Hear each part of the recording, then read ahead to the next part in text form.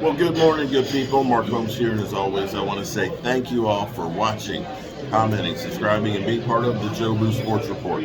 Without you guys, as well as you ladies, you know that this literally does not work. It's the morning. It's day number 2. And I feel like a number 2 after as much time as I spent standing there yesterday. That was hard. My knees just feel like somebody took a shotgun and just literally, boom, just blew me right off at the kneecaps. But I have to go ahead and say thank you and pay homage to the best crew out there.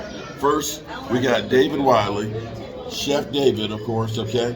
He thought he was supposed to be cooking, so he kept like getting me food and bringing it back over. It's like, now I understand how I got to be 278 pounds. It wasn't me. I was below 260 when I came here. I'm betting I'm 265 when I get back. This fool had Cinnabons in the room last night. You know, and that microwave warmed that sucker up. That syrup underneath of it, that sugar just dripping off of it, the icing just, It was just hard. It was just, it just kept saying, Mark! Mark! I was like, it keeps calling me, man. It keeps calling me. It keeps calling me. Yeah. So then I got game time. Okay, game time. What's Prime up? time. I'm sorry. There you go, man. There it is. Hey, I was waiting for it the other way around, man. But I'll take it. Okay, I'm sorry. Prime time. My man, prime time here. Okay. Good morning, guys. How are you doing, man? I'm a little worse for wear, but I'm feeling good now. Believe it or not, I'm the elder one here.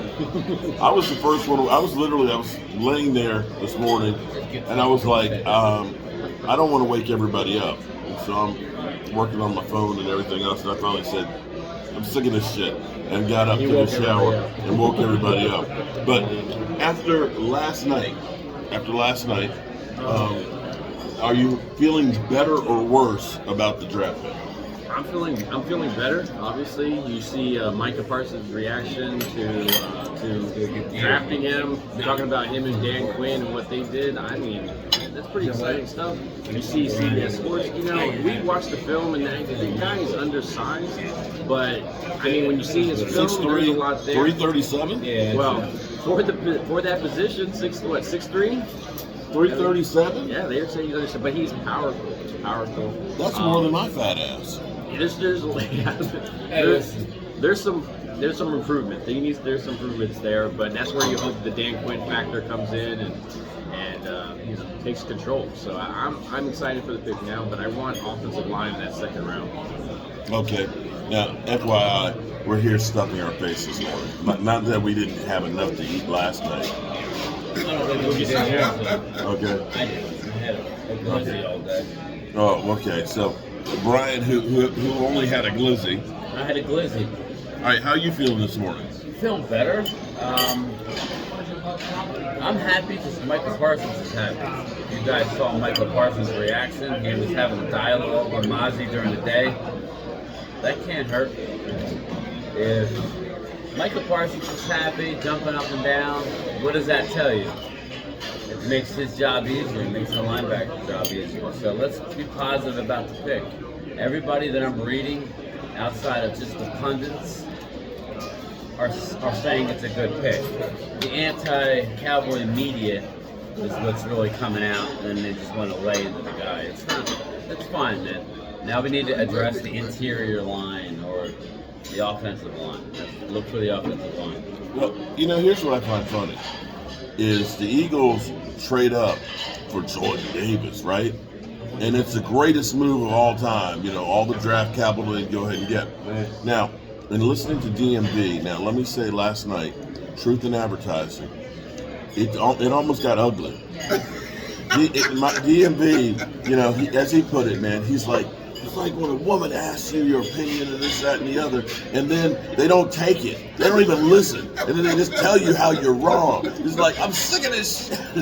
He literally, no, and I'm gonna get the tape because we were like, because I got emotional because I was hurt and I was in pain and I was lashing out. And I was like, finally, we drafted a defensive lineman. So the Cowboys draft the defensive lineman and stuff late in the draft, and it's the dumbest move in the world. The Eagles traded all kinds. See what happens when you mention the Eagles? Yeah. Shit just goes flying. Okay. All right. So Cowboys drafted. You said the second best interior defensive lineman, right? Late in the draft, without giving up anything or moving up, and it's the dumbest thing in the world. What if this guy plays better than Mr. Two Down Sally, Jordan Davis? Will they turn around and say Cowboys did a better move than the Eagles did with Jordan Davis? I'm betting not. But let me go ahead, without further ado, see if DMV is still, if he's talking to me this morning, and see how he feels after sleeping on it. DMV? I hate the. No, I'm just joking. I hate you though. I'm sick of this. No, I'm joking. Last night I did a video last night in the lobby. If you guys go check it out, the mic and the connection wasn't as great, but I didn't even have to sleep on it, and I actually slept well.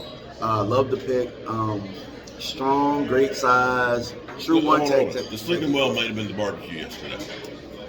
It might have been. It was pretty good, but I think we got tougher. I think we got better, and that was something I wasn't ever going to argue that we got better. As far as an impact guy, I still don't think he's an impact guy, but he's a bodyguard to Micah Parsons. And this is the one thing that I talked about leading up to this draft. What did Michael Jordan have in order for Michael Jordan to be Michael Jordan? They put goons around Michael Jordan. And that's exactly what Dallas started with doing yesterday by getting Mazzi Smith. Now, are there certain things he can improve on, like gas tank and pass rush moves? Absolutely. But Dan Quinn is the guy. You know how we talk about Duke Manyweather being the guy for the linemen. Right. Dan Quinn is the line whisperer, defensive line whisperer. And I think that, now what I will tell you, Cowboys fans, is be patient, because he was patient with Sam Williams last year. He's patient with the young guys. You know what I'm saying? Gives them training wheels. But he gives them training wheels so that they can hit the ground running when it's their time. So I think Mazzi might start behind Hank or play a little bit with Hank.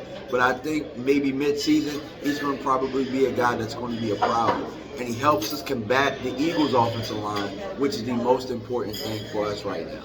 So I'm good with the pick. So are we good then? Oh, we're excellent. Okay. Yeah, he never said he was just. I was sleeping last night with one eye open. I was literally. I don't know. God damn it, Mark, let me get it out. Seriously, he literally like turned around and had to walk away. I was like, man, I'm sorry. No, somebody else was picking. Oh, I okay. think the Eagles were picking, or somebody was picking. I'm like, hey, and I told you like 3 times, you'll see it on tape. I'm like, hey, Mark, the Eagles are picking. Hey, Mark, the Eagles are picking. I'm gonna go to the tape here, okay? I think it might be much watched TV. Because in the same way, I talked to Philly 500 after a game, and he'll say, "Oh, I was good today. I was really restrained." And it's kind of like, Derek Barnett, I never wanted him. I never wanted him. Okay, yeah. So.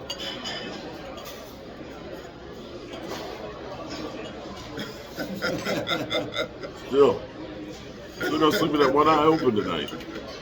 All right, so we'll definitely be here at day number 2. Actually, let you guys, that's your stuff in your face. Like, hey, why you put the damn camera in her face while we're stuffing her face? Thoughts for today? Is there an urgency now for offensive linemen? Yeah, there is. Well, we could talk as a group here. Yeah, we need an offensive tackle or guard, but if you want a guard, you got to go out and get them now. You're making a receiver, as in move up for him. Well, I don't know that we're moving up. I think that you'll get a guard, but if you don't get one in a second, Slim pickings. Yeah, the pickings become slim. I'm more interested in what's up with Joey Porter Jr. Why didn't he go? Excellent top, question. I mean, all of the little lists that you see, it's Will Levis and Joey Porter Jr. that are going to head day 2 and round 2. They're going to be coming off the board. Why didn't they go a couple picks ago? I mean, why didn't they go in the top 10 as far as Joey Porter? Injury issues? Acquiring fans? I don't know. I haven't heard anything yet. I mean, because it was funny looking back. We were all discussing when Pittsburgh made the move. Yeah, we all thought it was We were like, more. oh, generational, Something wrong. something wrong has if they to didn't be get wrong. it. Now, I did hear from an insider, shout out Jay Tuck, he did say that there might be issues with Darnell Washington, his knee. Yeah. So, as much as we may like Darnell, if he starts to slide, look out for that. Cowboys, of course, like a discount. Yeah. So, listen, man, let's regroup and let's hit round 2 Okay. and 3, right? It's 2-3 today? 2 and 3? 2 and 3. 2 and 3, yes. It'll be quicker. Thank God. All right. That's what she said. I think offensive line has to be the priority. But keep this in mind, because now we have to kind of think about if our board gets wiped out again from grade 2, right? Or if it gets wiped out from what we want to get offensive line wise. We could go tight end and get the extension of the offensive line. So Darnell Washington, not sure how much I believe in the knee issues or anything like that. When there's smoke, there's fire, yes. But that might be a risky pick. Remember, we normally go with the injured guys. Like we always do with these. Yeah. Especially in the second round. But depending on how it is, we also have the best training group in the world. So That's true too. So you have the 2 tight ends in Ferguson and Hendershot, where you allow him to get healthy, and you have an extension of your line when it gets cold.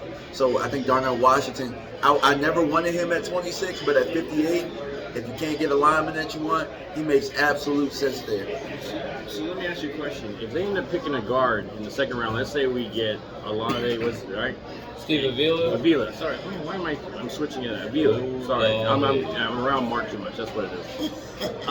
So Avila, let's say you pick him up in the second round. Do you feel better about it, thinking that you could have swapped him? Okay, I got Avila in the first. I got Mazzi in the David second. Riley wanted Avila. Yeah. I mean, As long as you get the players that you had on your board, does feel it better matter about where it. you got it from? Yeah. no, because ultimately they're top 100 picks. So if you could have swapped them, The nice thing is you get that 5th-year option now. Sometimes, so if he starts with a goal, Well, see, that's the only thing about me with the 5th-year option. I don't know if I want it on the DT. I would rather have it on the offensive line, because what they talk about we want a guy that's going to get past the second contract. Defensive tackles take a lot of beatings, like Mark talked about, right? Yeah. And I mean, if you think about it, if you look on the street, every year you can get you a quality one technique that's on the street. So, I mean, they're treated like mutants on the market, where people are like, the trash can's full of dirt.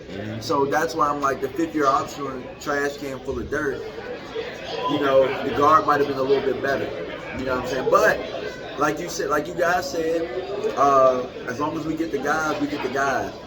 But remember, that's one of the issues we're dealing with right now, is that Trayvon Diggs, premium position at the cornerback, all-pro guy, doesn't have a 5th-year option. So now you're struggling and wondering whether or not we need to draft another corner, or if we're gonna I think the only thing nice that comes out of the Diggs one is that who was the guy that took that 5th-year option instead of Diggs? CeeDee Lamb. So that's another Yeah. you'll easily Yeah, talk that's a about good that. point. But Yeah, another premium position. you're either going to have to resign him long term or give him a franchise. Okay. So to be clear here, we're bitching because we have 2, incredible players, and one of them doesn't have a 5th-year option. I'll take that problem.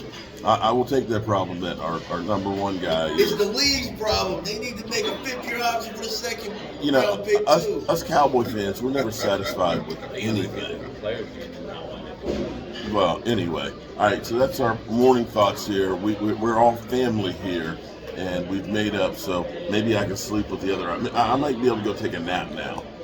before the second rounds tonight. So, and I'm sorry I chased these people away. They're like, we don't want to hear all that. We didn't want to interrupt you.